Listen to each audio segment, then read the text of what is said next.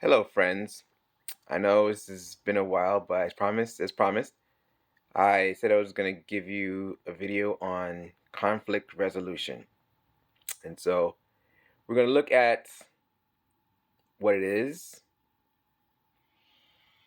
what the Bible says about it, and how we can combat the things that come in our lives with regards to solving things. So we want to know, first of all, what is it? What is conflict resolution? It's a way for two or more parties to find a peaceful solution to a disagreement among them. The disagreement may be personal, financial, political, or emotional. When a dispute arises, often the best course of action is negotiation to resolve the disagreement. Now, those of you that are in business, you've probably seen or have been engaged in these things in times of past. And so you can, as business people in the business community, can help with these types of things. Now, in the political arena, there are instances where two countries are dealing with a peace treaty, and someone comes in as a mediator to sort of resolve that. And you have emotional, where you have the mental health aspect falling into play.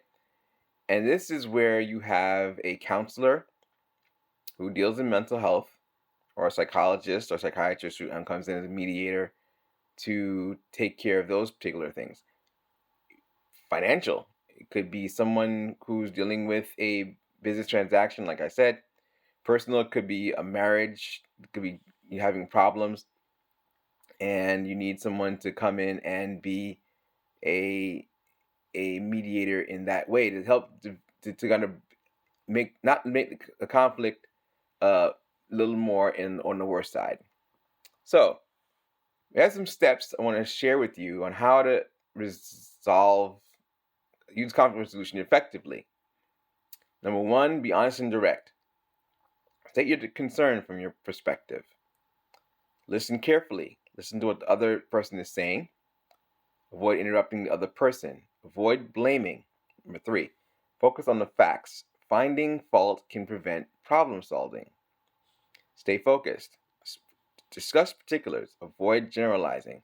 And five, say less. This is really the most important, because if you say less, you actually be able to hear what the other person is saying, and that you can, get more perspective on what's going on.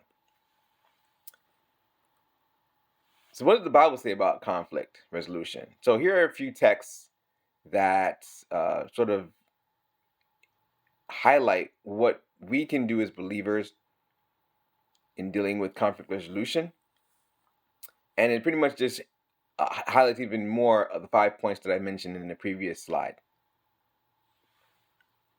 And there are also others in the Bible that I could mention, like James 4, 7 through 10, or Philippians 2, verse 4. The verse in Matthew, I can't remember right now, but there are so many more. All you gotta do is go online and sort of type in Google, what does the Bible say about conflict resolution? There are a whole bunch of texts you can look for as an example. And these are just a few that will help in your conflict resolution experience. See, we recognize in this world right now there are too many mass shootings going on. And I think if we used more of the conflict resolution, these would not be happening. In fact, there'd be less conflict resolutions going on. And I know the government is not doing anything to stop the guns from infiltrating our country, and so we need to use our heads and our hearts to be more engaging in how we can do better and make our country better. We need more of this. We need to use peace process, and also it says takes both sides to bridge the gap. So we need to take it upon ourselves to access these two examples, maybe there may be others, that will help us in here. And here are some examples of individuals who, um, really dealt with the issues that plagued our country in our world in such a better way. So when you feel like exacting a violent way to resolve an issue, think about using better tactics like this man, Martin Luther King Jr. We know he used nonviolence to get the point across in regards to um, people of color not getting their fair share, um, people who were poor, regardless of color, needing to get ahead in life. And if he's not the only example, there's also one more that we can use. If the first one isn't good, here's another. So let's continue to find better ways to resolve conflict. Violence is not the first and only answer. These two men and many other examples we have in our history teach us that.